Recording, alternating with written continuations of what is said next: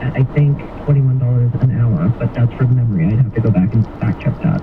We're going to talk to Dr. Michael Warner at 7:20 on the show, and he was very outspoken yesterday about LTC residents. Here's what he tweeted. It must be insulting for family members of LTC residents to watch politicians congratulate each other on the excellence of their leadership. The fact that no one at this press conference will acknowledge any failures exemplifies how out of touch our leaders are. And look, this has happened at a lot of different levels. Okay, this can certainly be, laid at the province, and I think we've been critical of the planning and the wherewithal and the can you see the train coming, because I hear it factor about the need for more testing, getting schools ready. And so a lot of people have been on the front lines and the firing line. Stephen Lecce has, Christine Elliott has, and obviously the Premier has. But I thought about that yesterday, which is just the concept, Supriya, of laying that out there. And I used to quote, we didn't do our best and it will never happen again. But no one says that. No one seems to say that. And we were, complaining about the coarseness and the discourse of U.S. politics, but we're not doing a lot of that here. Does it open them up for lawsuits? I got news for the province. They're going to get sued anyway.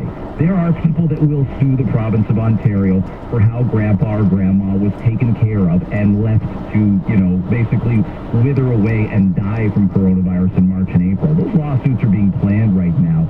We're a pretty litigious society, but I can understand it in this particular case. So the idea that you'd step in front of a microphone, if you're Marilee Fullerton yesterday, and say that, we need to learn from some of the mistakes that we made, that'd be great. But I don't know whether legal minds have said, please don't say that. You're opening us up to something here. I don't know. I don't have a clue, but I'd like to hear it. Because you think it's like the admission of fault, so it's like admission of guilt? That's interesting, yeah. I mean, would you like to hear it? It would just show humanity and empathy for again, all of us learning on the fly in March and April. But I don't know what it opens them up to in terms of a legal battle. I mean, I cringe at the idea that a doctor as esteemed as Dr. Warner would think he was self-congratulatory yesterday. But I watched and he was right. His words were right on the money. Right what I was thinking he was thinking.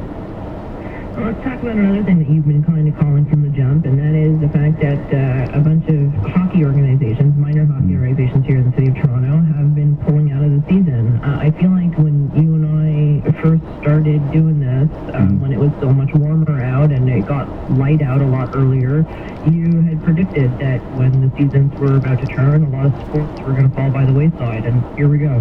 Yeah, I hate the feeling of it, that we're in very, we're getting a lot shorter in terms of days. I don't know if you've seen, before we get to the actual details of it, you've probably seen a lot of people, have you suggesting that we not even go, let's not even do the clock thing this year. There's no need for it. Keep the lights on basically as long as we can, and don't switch off of daylight savings time. Honestly, who cares if we see sunlight at 7:05 in the morning, as long as we can keep another hour of daylight in the evening when we might want to be outside. Have you seen that a little bit?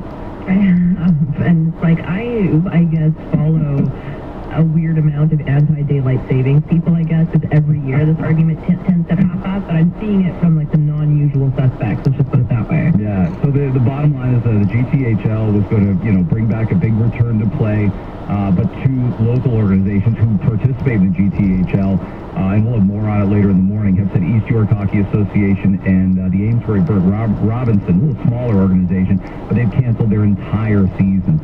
They can't make this work. They've talked to parents about it, and they've sent letters out to players and parents saying there's nothing we can do. And Supriya, there's even, in my area, friends of my son were playing sort of like a house league, almost like a 4-on-4, smaller numbers, where you come to the rink fully dressed like you're a 5-year-old in a Tim Hortons commercial, but you're 14, and you just put your skates on in the actual arena itself, right? So there's no dressing room stuff. There sure is no, getting dressed and undressed. And that's part of, hockey parents would know that's part of the ritual of sort of the bonding of the team and the parents tying the skates in the dressing room when they're really little. I did that for 4 years, but there's going to be zero of that this time around. So we'll get to that a little later on in the morning as well. There's a lot we want to